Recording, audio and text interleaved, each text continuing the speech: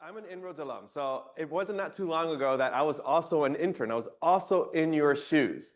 I remember going to the conferences at that time, getting a chance to connect and meet brand new individuals that were either studying my degrees or exploring some new areas about different industries and different companies, and I had a chance to learn about them.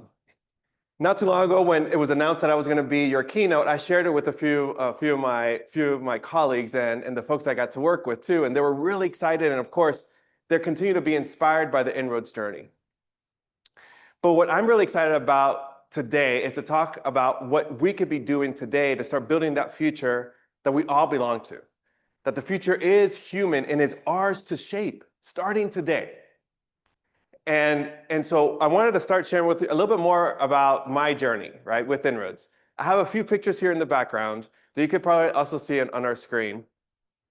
And again, like Naomi said too, my INROADS journey started several years ago, so our cameras weren't the best. So it took me a little bit of time to find some pictures that were crisp enough for me to share.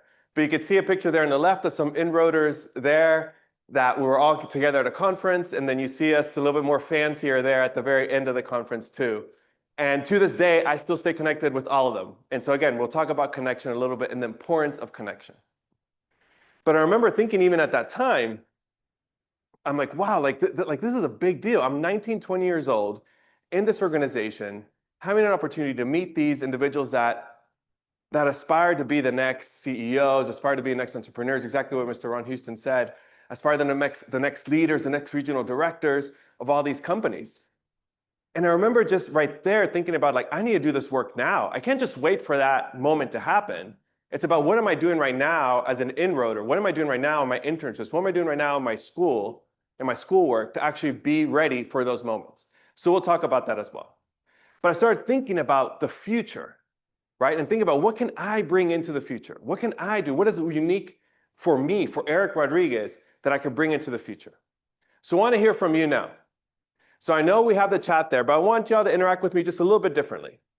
In this next slide, you're going to see a QR code. And I want to hear from all of you. We have around 340 people on this call today. I want to know, what does the future need from you? When you look right now into the future, what do you think the future needs from you? And if you just scan that QR code, or you could also join from Menti. There you go. I already see the answers coming. Wonderful. All right, let's see what you have. My energy, innovation, dedication, ambition, kindness, ideas. This is wonderful. Keep them coming. Resilience, empathy, taxes. That's cool too. Love, my personality, my leadership, my hope, my vision, my discipline, my efficiency. These are great. Keep them coming, keep them coming. We have 114 people on there. My gratitude, yes. My compassion, my resilience, my new perspectives, me. Yes, I love it. Awesome, keep them coming. So as you see, and again, I'll send this all to y'all too. I'll send this to Yvonne and to the team so y'all could have this. I love this, right? But what you could see here, this has nothing to do with necessarily your job description that you have today. That's the little secret of this exercise. Right? When we have an opportunity to work to work with an organization like INROADS and work with these wonderful companies, sometimes we get enamored with the job that I have. And the job that I have is very important. Don't get me wrong, it is critical as we continue to grow our careers. But it's very different to have what your job is and what your work is. And I would argue, when you start at an internship today, or start working with organizations today, you could start discovering what your work is versus what your job is. And what I see here in the back, I see some words like innovation, passion, empathy, love, leadership, kindness, ideas, compassion. That's not tied to a job description. It's tied to who you are, what makes you uniquely human. And so today, what you have an opportunity to do is start uncovering what that looks like in your job and start converting that into your work. So today, what I want to share with you too is, there's a difference between your job and your work. Your job will be the job titles. And like I said, I had several internships with INROADS, from IT intern to electrical engineering intern. They were all wonderful. But my work was something a little bit deeper than that. My work was something I started learning because I was an INROADS intern. I cared about representation. I cared about serving certain communities. I cared about connecting certain communities to opportunities. Even though I had wonderful jobs, I had to understand, how did that job enable that work? And so today, when you're a part of this organization, and like several of the regional directors said, you were selected amongst thousands of students. You are very uniquely positioned to make that transition between your job and your work today. And I love how even right now, you continue to do these introductions, right? I see Cynthia's introduction and Maria's introduction about what your aspirations are too. That is awesome, right? Because you're already starting to think about the future. And what I encourage you to do is that 1 or 2 words that you added, and when I asked you, what does the future need from you? Lean into that. Lean into that, because that will start building your work and it'll start building the human part of you as you bring this into this era of constant change. And like Yvonne shared, what I've had an opportunity to do over the last few years is work with organizations, work with students, work with companies, and help them navigate this world of constant change. Because that is the era that we're in, right? When I was entering as an intern, I had an idea what I was going to be when I graduated from INROADS. That was pretty clear. But today, it seems that every 6 or 8 months, something is drastically changing, right? Because of AI, because of technology, because of the geopolitical aspects of things. But guess what? The slowest rate of change you're ever going to feel is actually today. And how you prepare yourself for that era of constant change when you're part of a great organization like INROADS is understanding the difference between your job and your work. But also, how do we use a framework that can help us navigate these constant change? And so I'm going to talk to you a little bit about that today. So what I call it the ACT framework: adapt, connect, and translate. It's very simple. And by the way, by the end of this keynote too, I will send the INROADS team a quick little handout with a summary of this, so you could have it as well, and you could ask yourself certain questions to make sure you are also adapting, connecting, and translating. So let's go with something simple with adapt. When I was an INROADS intern, I was an INROADS intern in Houston for the majority of the time. But my last internship, again, this is the vision that the INROADers had at that time. I said, you know what? I really enjoy what I'm doing right now as an intern in Houston, but I want to stretch myself. I want to do something a little bit differently. And so they sent me to New Orleans for my very last internship in 2005. So I went to New Orleans. I worked in the refinery there, and I absolutely loved it. And my INROADer, my INROAD program manager at that time was encouraging me to say, Eric, ask all these right questions because you're about to graduate. So you want to make sure you're in the best position with the right people to build your career, to start your career. I said, thank you so much, Jeff. You're right. And so I was asking all these questions. I absolutely ended up loving the work that I was doing as a controls engineer. So I leave on August 15th. I go back to Houston. I'm about to start my senior year of college. And a few days later, I get an offer from Shell. And of course, because I'm part of the INROADS program, INROADS had already given me a heads up saying, Eric, you're going to get a full-time offer. Isn't it great? And so I get the offer letter on a Friday. And it's an offer letter to go and work full-time for this company in New Orleans. And I'm extremely excited. But little did I know that there was a hurricane looming just a few days about to hit New Orleans, Hurricane Katrina. Hurricane Katrina ends up hitting New Orleans on that Monday. At that time, the only way I could accept an offer letter was actually calling on the phone to the HR representative in the refinery. And of course, the refinery is all closed. And for days, I can't hear about them. I did not hear a word from the refinery or from the company. And I have this offer letter in my hand. Fast forward to the Thursday of that next week, I get a call, and it's the hiring manager. It says, Eric, is everything okay? I'm like, yeah. Is the refinery okay? Is New Orleans okay? I said, Eric, we're going to be fine. Did you get the offer letter? Are you coming? The reason why I share this story with you was because the decision I decided to make, and again, I'm growing up in Houston. If you know the story of Katrina, a lot of folks from New Orleans moved to Houston that entire year. They were displaced into Houston. They were basically refugees in the Houston area. But I decided to do the opposite. I decided to move to New Orleans when everyone else was driving the exact other way. I decided to move to New Orleans because of what I had learned of being an INROADers, right? As an INROADer, we were learning about how to be in service to the community, how to be a part of something new, something different. And I also understood that the opportunity they had to help rebuild a city was much greater than the opportunity for me to just stay home. And so I decided to adapt. And adapt doesn't mean that you just say yes to everything. It means that you're open to the possibilities. And because I had a chance to do that, and I was one of the few interns that accepted the offer to go to New Orleans, I was given different roles at a very early age. Also, because INROADS was displaced from New Orleans into Baton Rouge, a lot of the students that were INROADS students still in New Orleans needed mentorship, needed guidance. And so since now I was officially INROADS alum, I became that guidance for them. I was going to the schools and talking to them about interviews, walking them through their resumes, et cetera. I was given those opportunities at a very early stage in my career. So you never know when adapting gives you an opportunity to do something different, right? It's not just about staying ahead, it's about staying open to the possibilities. That move to New Orleans transformed my life. Eventually, a few years later, I married my wife, who was also an INROADS student when I was an INROADS student as well. We decided to move to New Orleans for a few years, and it transformed our life. Absolutely, because we were able to be part of a rebuilding of a wonderful, beautiful city. So shout out to everyone that's in New Orleans, joining us or from the Louisiana area. I hold that city to heart today. Today, I get to live in the Phoenix area in Arizona. So it's a very different lifestyle over here than New Orleans, but I still miss the Southeast and that entire community out there as well. But that's what adapting is, right? So adapting is not about staying ahead, it's about staying open.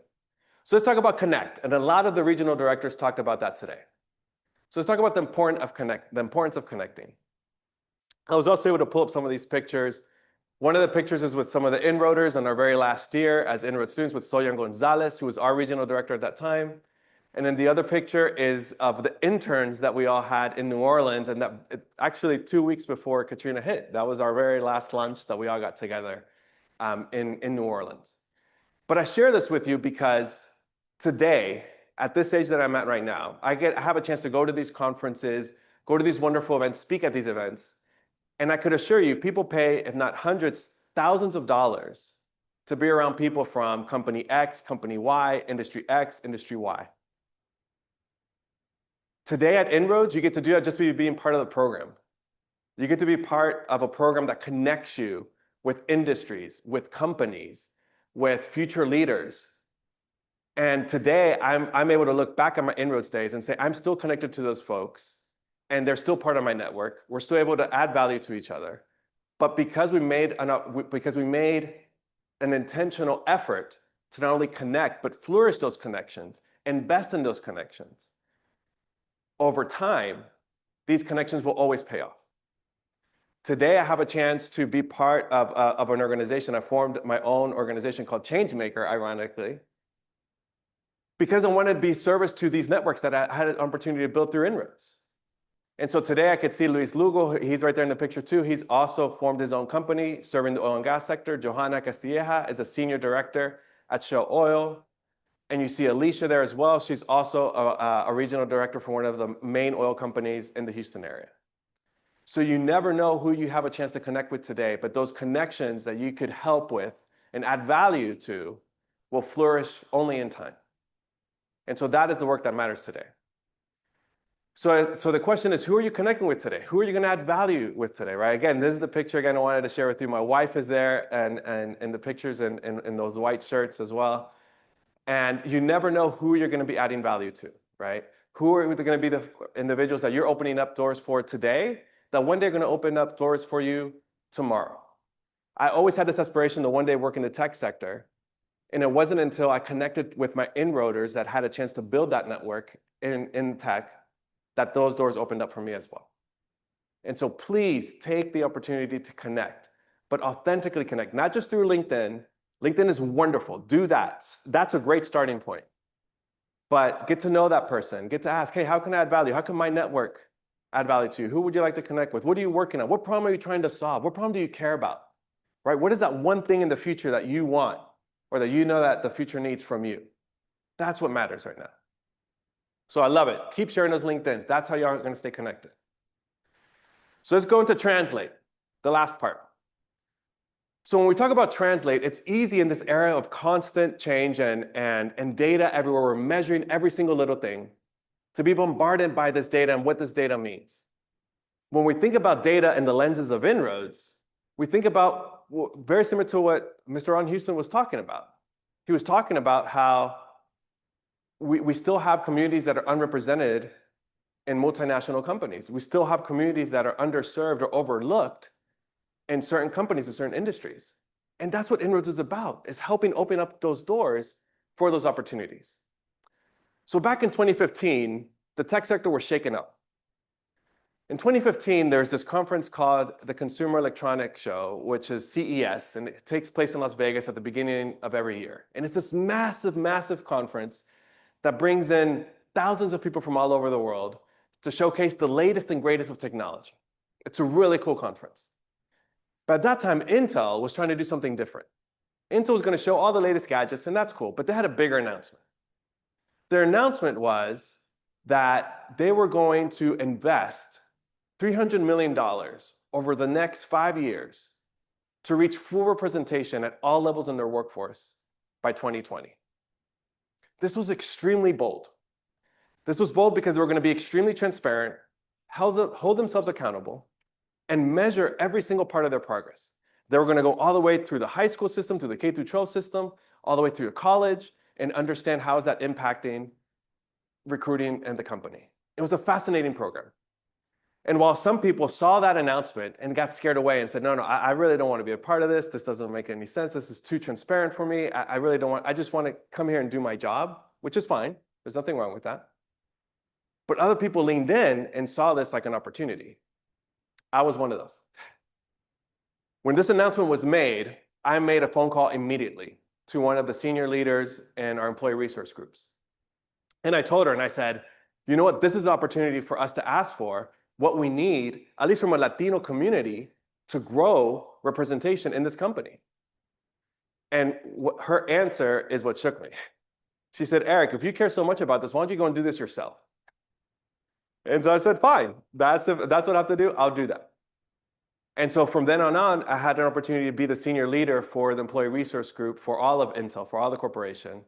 And for the next few years, I was helping lead some of these initiatives on bringing representation for underserved communities in the tech sector. So much so that a few years later, one of those millions of dollars that was invested, that was announced by the CEO that year, was about leading education initiatives in the schools in Oakland. And I know we have some students here from Oakland. So specifically Oakland Tech and McClymonds High School. And so I had an opportunity to do that work over the next 2 years in Oakland. But it was, again, thanks to me looking at this not as a barrier, not looking at data as barriers, looking at it as an invitation to lead. We could look at the data today as, you know what, yes, there's not a lot of representation from our communities as CEOs in the board of directors or what have you. It's getting better, but there's still a lot of work to do. But you can look at it like a challenge, or you can look at an opportunity for you to go and lead into that challenge. That is what translate means. It's about the meaning that you decide to put into that data. It's the story that you bring into that data that matters. So what is the story that you care about? The experience that you bring to the table every single day. It has nothing to do with the job title or that you're the first year intern or you're the last year intern or you're about to graduate or you're getting this degree or the other. It's about what are you bringing in here that's going to help you lead and translate in the future. Okay, so those are the three things. I want you to adapt, right? Staying open. It's about building meaningful connections, not only with the people around you, but if you're in sales and you're trying to explore that, build meaningful connections with your customers. And number three, translate. What meaning are you giving to the data that you are trying to measure today? In this era that we can measure absolutely everything, the meaning that you give to that data matters the most. So with that said, it is now your turn. Oh, I'm sorry. The last thing, sorry, before we get to your turn. When I share with students my story, I do get some feedback saying, man, Eric, you're very fortunate because it just all of a sudden happened to you. You were just in the right place at the right time, and it's just all of a sudden, right? All of a sudden, these opportunities happen. All of a sudden, you had a chance to move. All of a sudden, tech opened up. All of a sudden, you had a chance to be a keynote speaker now. But I'm here to share with you that's not how it works. There's a gradual buildup to the suddenly. In this era of constant change, in this era of what everything does feel all of a sudden, I could assure you right now, it's more like gradually than suddenly. The gradual work is what matters because you need to be ready for the suddenly. The suddenly is always going to happen. There's always going to be constant change, but it's the gradual work that matters. It's that one connection that you're going to make on LinkedIn and how you're going to follow up with that person. It's how you're going to reach out to your regional director and give them a feedback or give them some insight about how your industry is working so that could open up more doors for the next generation.